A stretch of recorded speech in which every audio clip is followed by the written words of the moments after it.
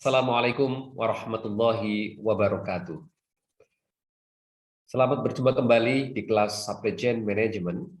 Hari ini kita akan bahas topik tentang Procurement Management. Procurement Management merupakan sesuatu yang penting untuk diperhatikan untuk mensukseskan bagaimana supply chain management yang kita punya betul-betul menjadi sebuah rantai pasok yang handal. Procurement merupakan entry point di mana kita akan memperoleh sumber daya yang akan kita butuhkan dalam proses manufacturing, sehingga akan berpengaruh kepada tahapan-tahapan berikutnya, apakah itu nanti akan terkait dengan harga pokok produksi, harga pokok penjualan, bagaimana kita akan mendapatkan profit dari produk kita, itu sangat terkait dengan keberhasilan kita melakukan procurement management. Teman-teman sekalian, jadi kalau kita definisikan ya, apa itu procurement management, kita akan coba bahas secara detail tentang procurement management. Jadi berbicara tentang procurement management, kita akan membahas tentang bagaimana kita mendapatkan barang atau jasa yang sesuai untuk kebutuhan kita. Kalimat sesuai atau kata sesuai terhadap keberhasilan procurement itu adalah sesuai dalam hal harga, sesuai dalam hal kualitas yang kita perlukan, sesuai dalam hal quantity atau jumlah yang kita perlukan, sesuai dalam waktu yang tepat. Jadi saat kita butuh barang itu ada. Nah, ini tugas dari teman-teman procurement adalah memastikan bahwa produk yang kita butuhkan itu tersedia di saat yang tepat. Selain itu, kita berbicara tentang place, bagaimana kita mendapatkan barang itu dengan mudah. Dengan mudahnya barang kita dapat, tentu saja proses berikutnya akan menjadi lebih mudah untuk dijalankan. Baik, teman-teman sekalian, ada baiknya kita akan membicarakan tentang tanggung jawab procurement secara umum. Yang pertama, tanggung jawab procurement yang pertama adalah bagaimana bagian procurement management memastikan bahwa material yang didapatkan atau aset yang didapatkan itu mempunyai harga yang kompetitif. Artinya apa? Orang procurement nanti akan melakukan negosiasi dengan suppliernya, ya, sehingga sebelum melakukan negosiasi tentu saja pihak perusahaan melalui bagian procurement department ini itu mempunyai on estimation, jadi mempunyai perkiraan estimasi dari harga yang akan dijadikan sebagai negosiasi. Maka di awal dia harus bisa menentukan berapa harga yang pantas untuk sebuah aset atau sebuah material.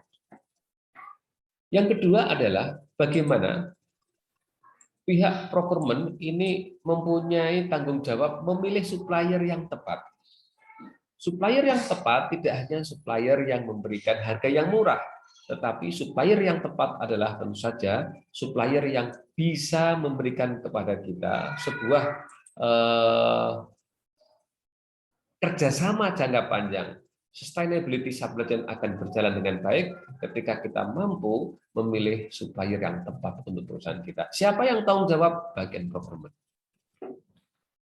Negosiasi kontrak pembelian adalah bagian yang tidak terpisah dari pekerjaan procurement. Tentu saja begitu kita mempunyai sebuah kepentingan untuk mendapatkan barang, maka kita akan melakukan kontrak pembelian. Sebelum kontrak pembelian dilakukan, tentu saja kita membutuhkan negosiasi dengan vendor-vendor kita. Menjaga hubungan dengan supplier dengan baik seperti tadi yang kita sampaikan, bisa jadi pengembangan bisnis yang kita lakukan disupport penuh oleh supplier kita, bahkan supplier kita bisa jadi merupakan bagian dari R&D kita. Mengembangkan hubungan dengan supplier akan membuat kita semakin kukuh di dalam menjaga kelangsungan bisnis. Selain itu, penting bagi setiap perusahaan untuk bisa mengukur performansi supplier. Tadi kita sampaikan bahwa performansi supplier itu mempunyai peranan penting di dalam keberlanjutan bisnis, prestasi bisnis, value bisnis.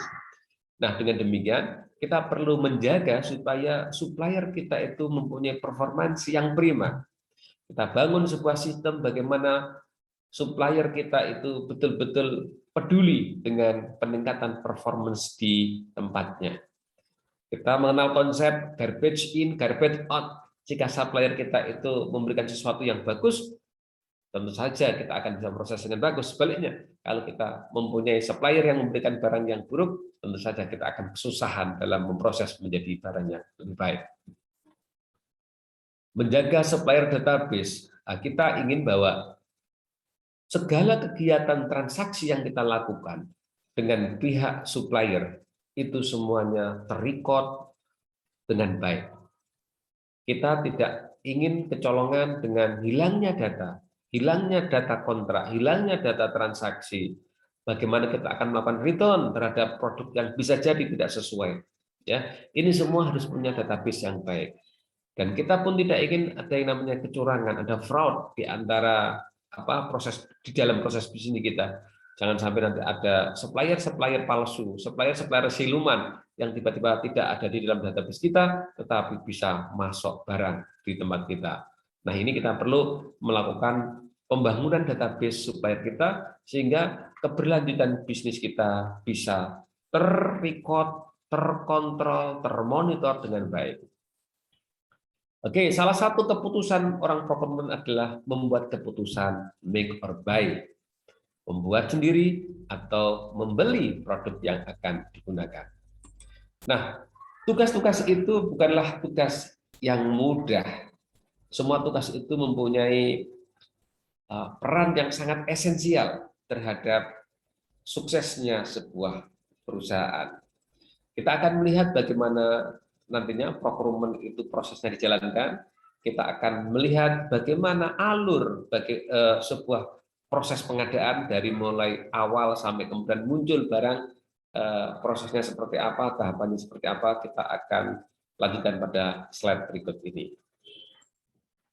Pada hakikatnya, proses pengadaan melewati sebuah tahapan, mulai dari perencanaan hingga barang diterima dan pembayaran. Itu proses yang harus dijalankan di dalam proses procurement. Kalau kita gambarkan dalam sebuah diagram kira-kira seperti ini. Jadi, awalnya proses pengadaan itu dimulai dari perencanaan pengadaan. Perencanaan pengadaan dimulai dari bagaimana kita menganalisis kebutuhan-kebutuhan yang kita butuhkan.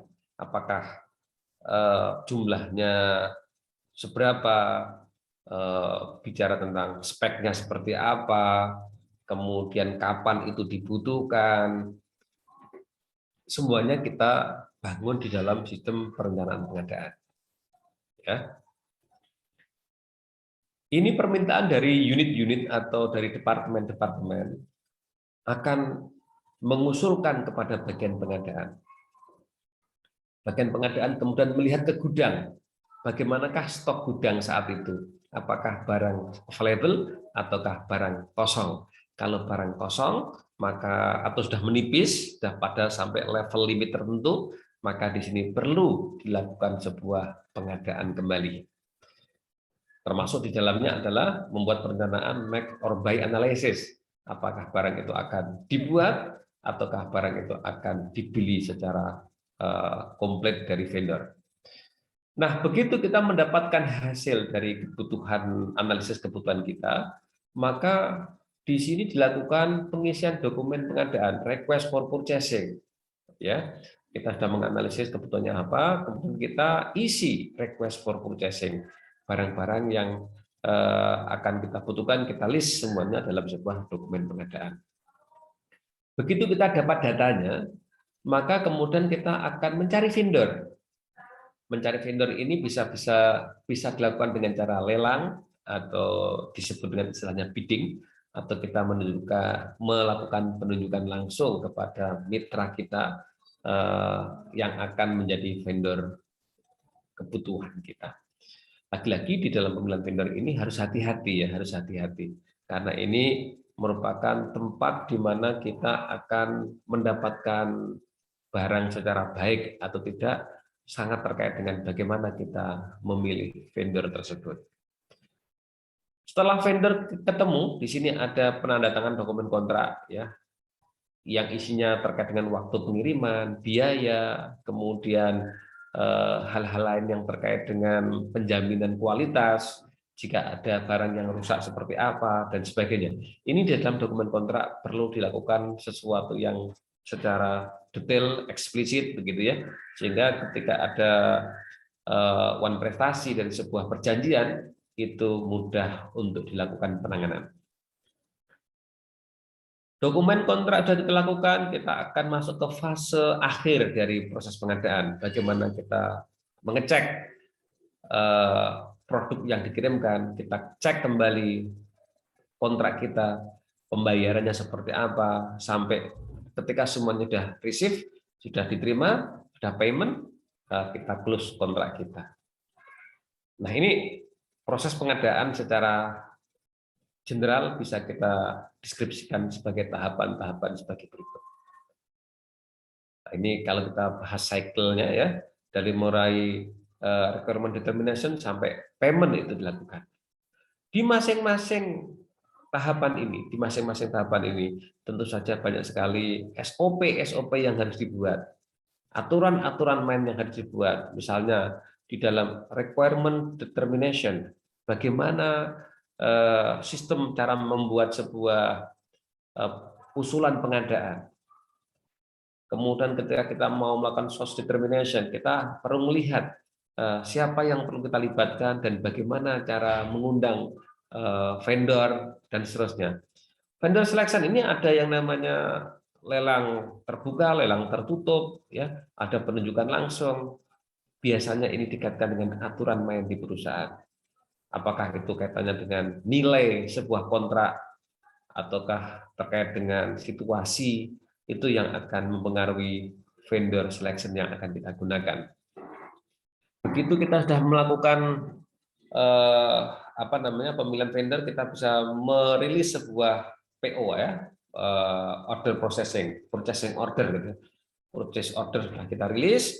Nah, ini menjadi dokumen antara kita dengan vendor kita, janji kita kepada vendor dengan kesepakatan harga dan sebagainya, dan vendor pun sepakat untuk mengisi apa yang sudah kita rilis dalam bentuk purchase order. Kita bisa monitor sampai ketemu good receive orang bagian penerimaan gudang di sini. Kita verifikasi sesuai enggak antara PO dengan barang yang dikirimkan. Harga, kualitas, sama enggak PO dengan yang kita terima. Kita verifikasi di sini. Begitu sudah verified, maka kita bilang ke bagian keuangan untuk dilakukan pembayaran. Nah, itu kira-kira cycle dari sebuah proses procurement. Beberapa hal penting yang mungkin kita perlu perhatikan adalah, misalnya begini, di dalam proses pengadaan ada beberapa pertanyaan yang harus kita identifikasi. Apakah kita akan membeli? Kalau kita akan membeli, bagaimana cara kita membelinya? Apa saja yang akan kita dibeli? Berapa banyak yang dibeli? Kapan barang yang dibeli itu harus kita terima? Dan berbagai macam pertanyaan yang lain terkait dengan proses identifikasi pengadaan. Para mahasiswa sekalian, jadi salah satu model lain yang orang procurement harus paham adalah bagaimana orang procurement bisa melakukan sebuah proses analisis ya. Namanya di sini kita sebut sebagai make or buy analysis. Misalnya begini, diasumsikan ini ada proyek nih, proyek ini kita harus melakukan sebuah penyewaan alat atau membeli alat. Nyewa itu berarti kita tidak perlu membeli sendiri, ya, cukup sewa saja, atau kita membeli sendiri. Kita akan lihat untung ruginya seperti apa, make or buy analysis. Misalnya di sini diasumsikan kita akan mempunyai alternatif untuk leasing ya sebuah properti, misalnya mesin gitu ya, di mana biaya sewanya itu adalah $800 per hari.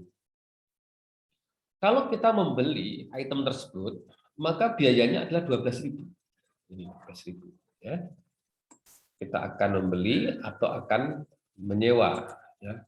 Kalau sewa ongkosnya adalah $800 per hari. Kalau membeli ongkosnya adalah harga mesinnya itu sendiri 12.000. Plus operasionalnya adalah $400 per hari di sini. Pertanyaannya, apakah kita akan menyewa ataukah membeli? Sebelum kita menyewa atau membeli, tentu saja kita harus berpikir berapa lama durasi alat tersebut akan digunakan. Baru kemudian kita akan bisa memutuskan apakah membeli, apakah menyewa alat tersebut. Ya, oke, baik teman-teman sekalian. Jadi dari sini kita sudah mulai nih punya gagasan, nih, punya sebuah rujukan. Membeli atau menyewa, membeli apakah lebih murah, menyewa apakah lebih murah. Ini orang procurement harus mikir ini. Harus mikir kira-kira sebaiknya bagaimana. Nah, kita menggunakan matematik biasa, kita bisa hitung ini.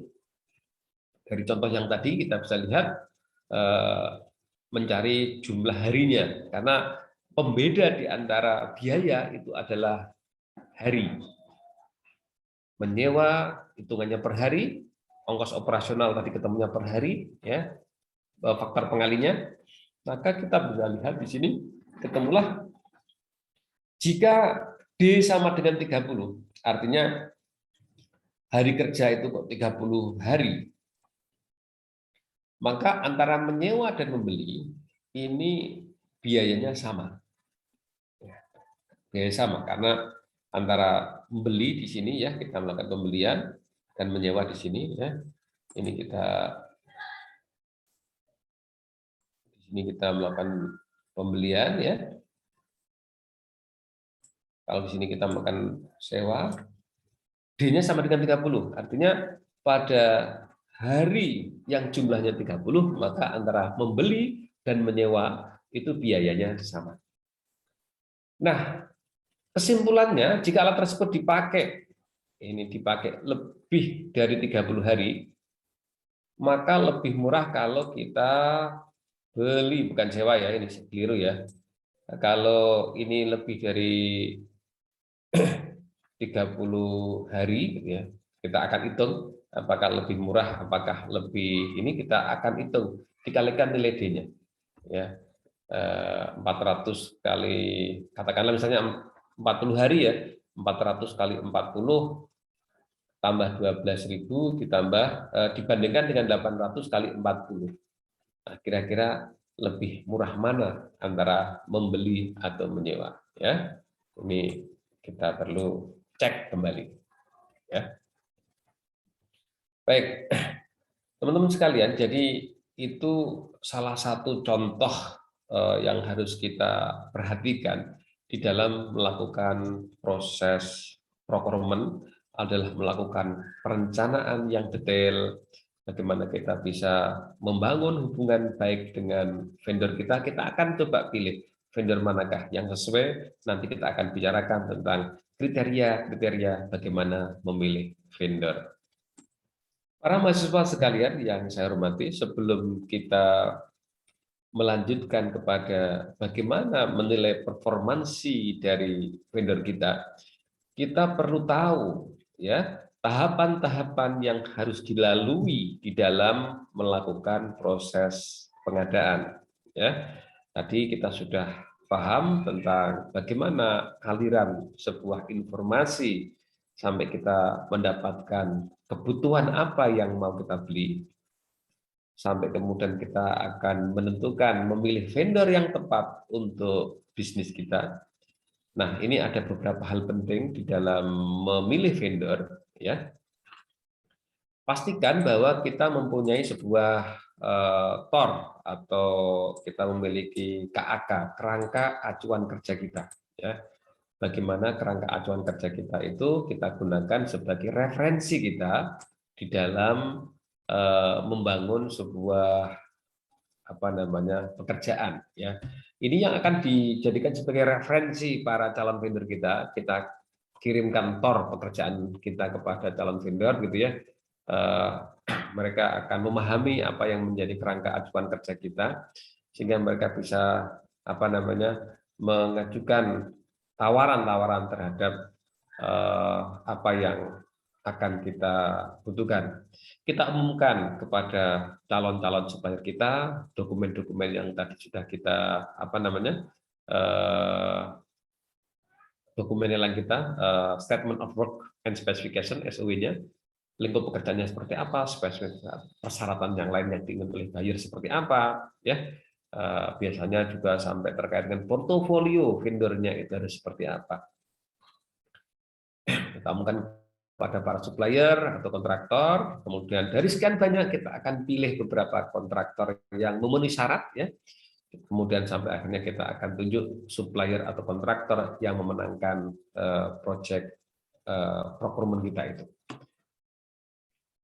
Nah,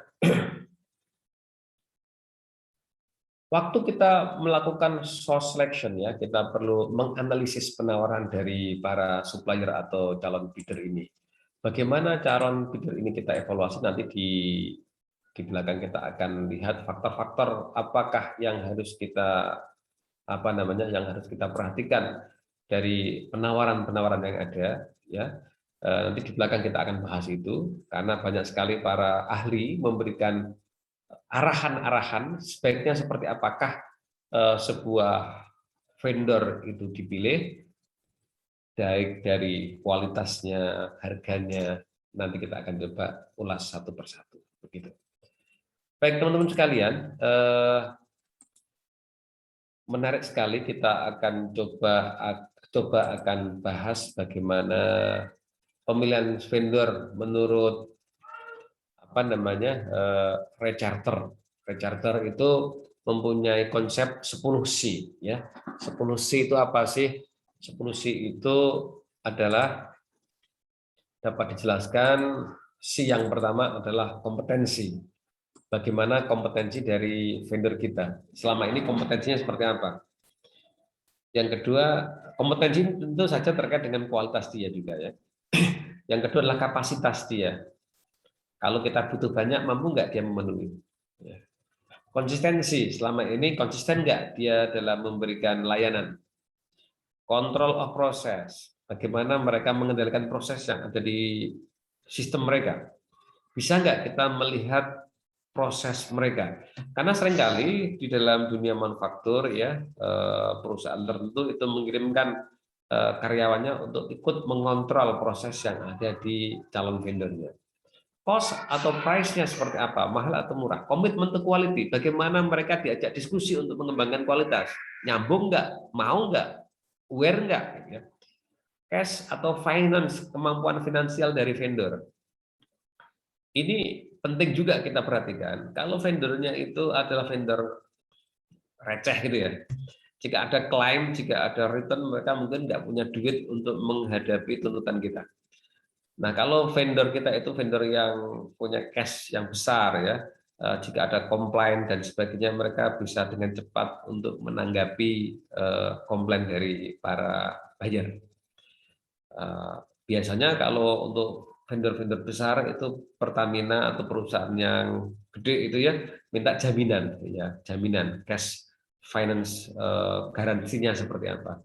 Jangan sampai mereka memenangi sebuah proyek tetapi nggak punya duit untuk mengerjakan itu. Nah, kita perlu melihat cash atau finance dari vendor kita seperti apa. Clean, apakah mereka tersangkut dengan perkara pidana atau perkara-perkara yang disengketakan atau tidak. Harus clean semuanya.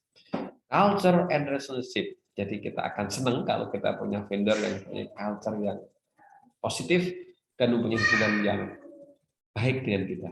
Karena ini kita akan bicara bisnis dalam jangka panjang. Komunikasinya seperti apa? Mudah nggak kita berkomunikasi dengan mereka? Karena akan sulit bagi kita untuk melakukan sebuah proses penjajakan atau proses kerjasama. Kalau komunikasi kita dengan vendor itu sifatnya asimetris gitu, ya. Asimetris itu apa? Jadi kita itu dinomorduakan karena mungkin transaksi kita tidak terlalu tinggi dan tidak terlalu penting bagi mereka, kadang-kadang menanggapinya itu ogah-ogahan gitu, ya. Nah, ini kita perlu melihat bagaimana bahasa komunikasi kita dengan vendor kita, apakah vendor kita itu menganggap penting kita atau tidak. Nah, ini juga perlu kita perhatikan. Nah, menurut Dixon ini, Dixon memberikan beberapa kriteria di sini. Ya, masing-masing kriteria dikasih skor. Ada 1, 2, 3, 4, 5, 6, 7, 8, 9, 10, 11, 12, 13, 14, 15, 16, 17, 18, 19, 20, 21, 22, 23. 23 kriteria yang Dixon berikan. Di masing-masing kriteria ini kemudian dikasih skor bobotnya. Kalau Dixon memberikan bobot yang paling tinggi adalah quality, ya. Itu yang paling penting. Jadi vendor itu yang paling penting diukur kualitasnya, kemudian delivery-nya, ya, performance story-nya seperti apa, begitu ya. Sampai di sini ada nggak di sana training aids yang diberikan oleh vendor kepada kita? Reciprocal arrangement-nya gimana? Ada nggak kerjasama timbal baliknya antara vendor dengan kita dengan vendor gitu ya? Nah, ini sesuatu yang yang menurut Dixon itu perlu dipertimbangkan di dalam kita memilih sebuah vendor. Ada beberapa cara untuk memilih supplier, ya. Yang paling sederhana adalah metode harga termurah. Ya, kita bandingkan supplier berdasarkan administrasi, teknis, dan harganya, kemudian kita cari supplier yang memiliki kriteria untuk kita rekomendasikan. Ini adalah teknik yang paling yang paling sederhana gitu. Jadi biasanya kita mempunyai pilihan supplier A, B, C, D sampai H misalnya begitu ya. Apakah supplier kita itu sudah terregister di database kita? Ya, ini ternyata supplier D dan F tidak terregister. Ya. Kemudian kita lihat di nilai spesifikasi. Kalau yang nggak terregister ya nggak kita teruskan. Dia nggak terregister begitu ya. Standar minimumnya, speknya minimum terpenuhi atau enggak? Oke, ini yang oke itu ada 1, 2, 3, 4, 5. Secara waktu terpenuhi enggak? Ini ada 3 saja yang terpenuhi. Secara harga kita lihat di sini. Ya, di antara yang terregister, spesifikasi memenuhi, waktunya oke, harga yang paling murah yang kita pilih. Ini terpilihlah supplier A, terpilih menjadi vendor kita. Ini contoh bagaimana kita menggunakan evaluasi vendor, ya, pemilihan vendor dengan menggunakan pertimbangan standar minimum yang terpenuhi dan harga yang paling murah. Oke, ada metode yang lain yang kita sebut dengan TCO.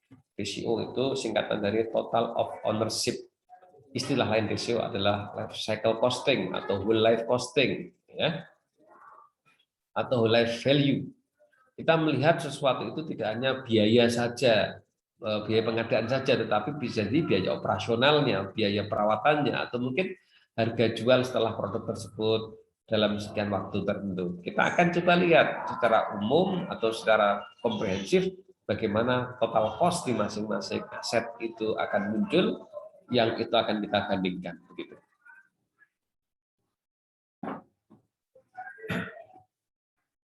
Nah, di dalam TCO kita bisa menggunakan beberapa analisis, misalnya present worth ataupun payback period, benefit cost ratio, dan lain sebagainya.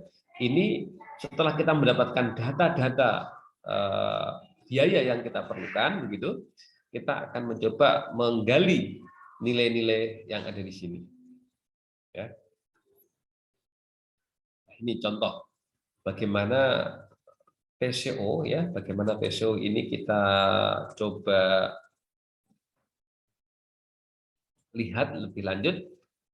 Ada biaya purchase cost, biaya pembeliannya, operating cost, operasionalnya, preventive and maintenance cost, perawatannya, repairing cost, cost of disposal, kalau memang misalnya barang tersebut harus didispose, berapa biayanya, capital cost-nya berapa, ya, ada nggak cost untuk insurance-nya, ya, dan beberapa hal lain yang terkait dengan cost kita pilah, kita kumpulkan begitu ya, sehingga nanti akan ketemu TCO-nya atau total cost-nya.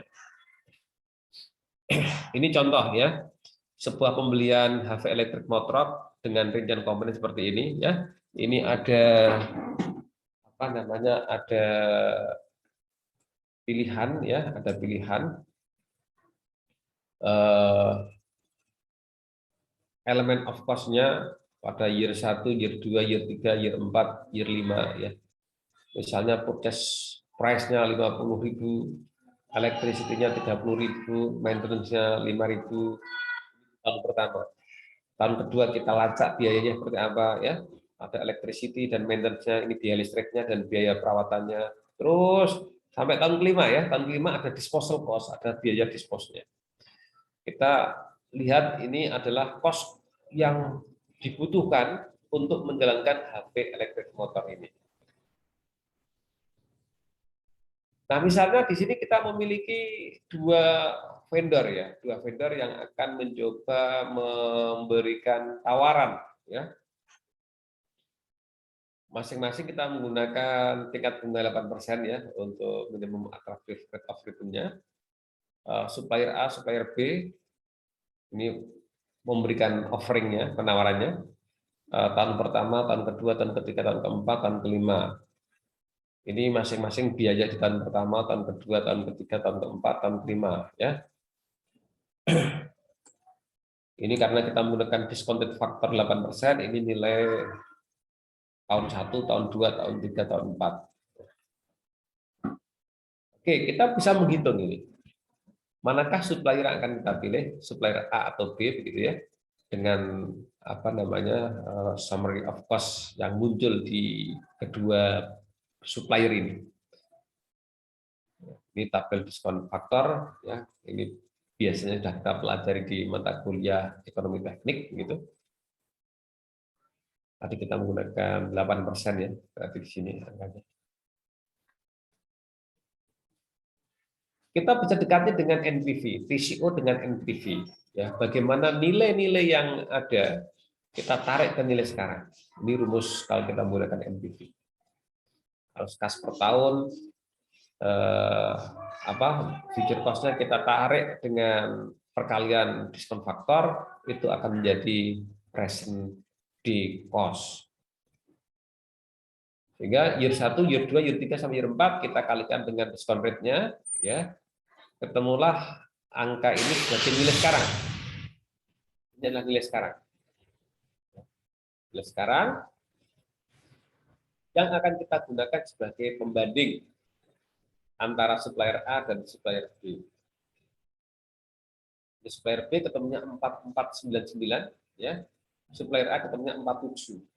Dengan TCO ini yang kita tarik dalam NPV, ketemulah bahwa supplier B itu mempunyai NPV lebih rendah sehingga lebih direkomendasikan untuk dipilih dibanding dengan supplier A.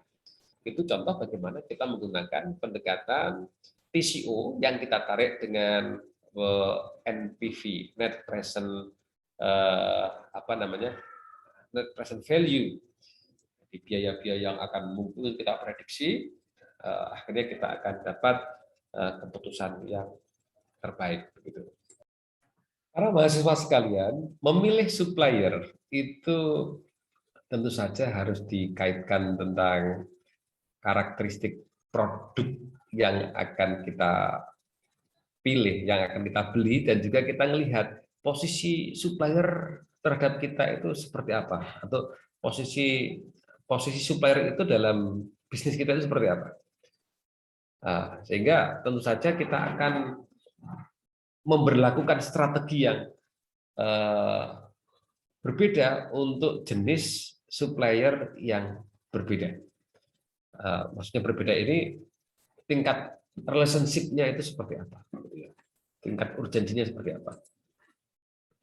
Jadi kita perlu membahas strategi pengadaan supplier ya.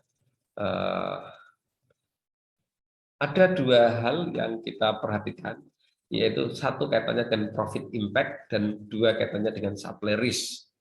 Bagaimanakah posisi supplier kita terhadap bisnis kita ya, dengan melihat portofolio supplier kita, apakah termasuk produk yang akan kita beli atau barang yang kita beli itu termasuk non critical item atau bottleneck item atau strategic item atau leverage item ya. Kalau non critical item berarti dampak ke profit itu juga rendah, supply risk-nya itu juga rendah.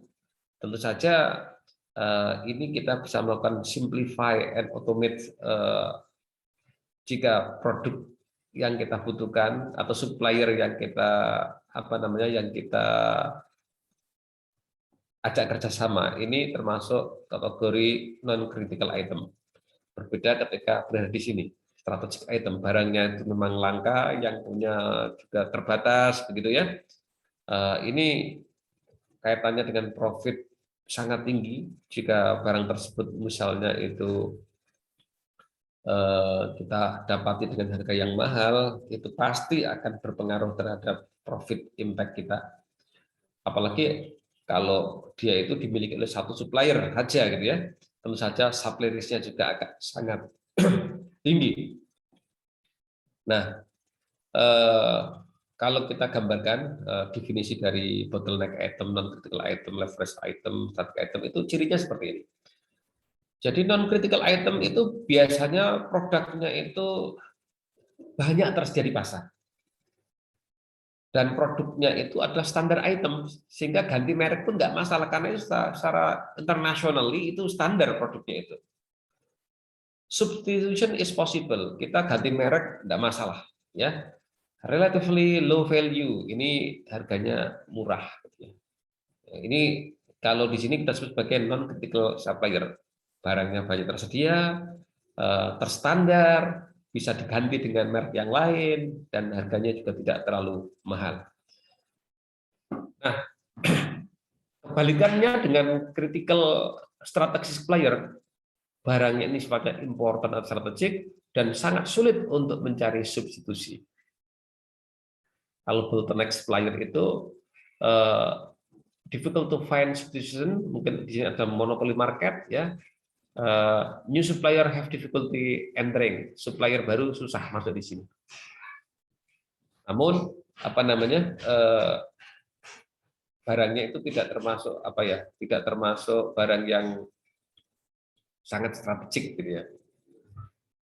Nah, leverage supplier ini high availability, tersedianya di pasar banyak, substitution is possible, standard is specification, tetapi di sini high value. Kalau di sini low value, di sini high value. Ini nanti tolong leverage supplier. Ini teman-teman harus memahami ini, karena dari blok yang berbeda ini ya akan mempunyai strategi yang berbeda yang akan kita gunakan untuk membangun hubungan jejaring dengan supplier kita. Ya.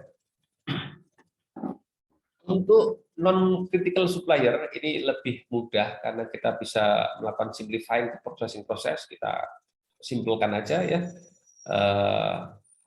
Untuk seleksinya cukup dengan cost and quality saja sudah beres karena produknya sifatnya non-critical. Tetapi untuk critical strategy supplier ini kita perlu membangun long-term relationship of partnership dengan supplier kita karena dia merupakan partner strategis kita dan sulit untuk mencari pengganti ya, sehingga posisi tawar dia juga sangat kuat terhadap kita. Kita perlu long-term relationship of partnership dengan supplier di level critical strategic supplier. Untuk bottleneck supplier ya kita berusaha untuk membuat item kita sebisa mungkin terstandarisasi sehingga nanti akan mudah bagi kita untuk mencari supplier pengganti ya. Kita simplifikasi bisnis kita di sini dan diusahakan menggunakan item-item yang terstandarisasi.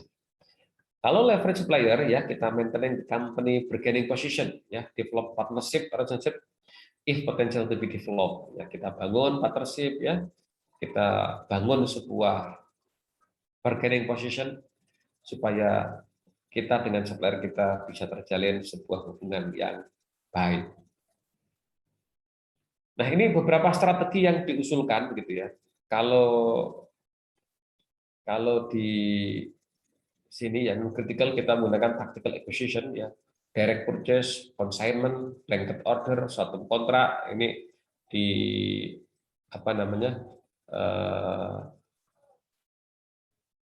di level non critical supplier tadi. Ini taktik favorit yang sering dipakai adalah short-term kontrak, consignment, dan aliansi. Ini kalau kita berada di leverage supplier.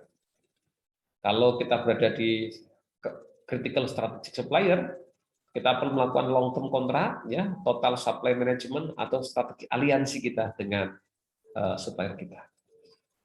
Ini beberapa strategi yang yang bisa kita pilih begitu ya, dengan memperhatikan value of material yang kita gunakan dan juga risk toward operation kita.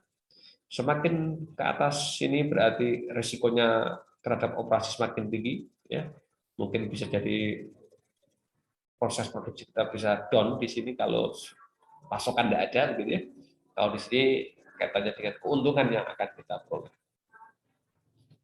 Oke, baik. Kata kuncinya adalah kolaborasi. Bagaimana kita membangun kolaborasi? Menurut Russell bahwa kolaborasi itu dibagi menjadi tingkatan-tingkatan. Yang paling bawah itu transaksional, kemudian berkembang menjadi kooperatif, berkembang menjadi koordinatif, yang level yang paling tinggi adalah synchronize.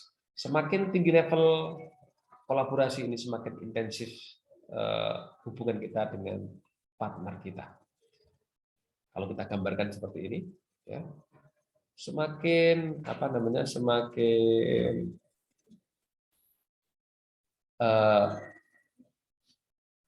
banyak. Ini kita bicara tentang number of relationship, ya. Kalau mitra kita itu banyak, mungkin kita bisa transaksional. Semakin sedikit mitra kita ya, kita perlu melakukan synchronize collaboration. Jadi extent of collaboration-nya semakin atas, semakin ekstensif, semakin luas, gitu ya. Kita membutuhkan synchronize collaboration.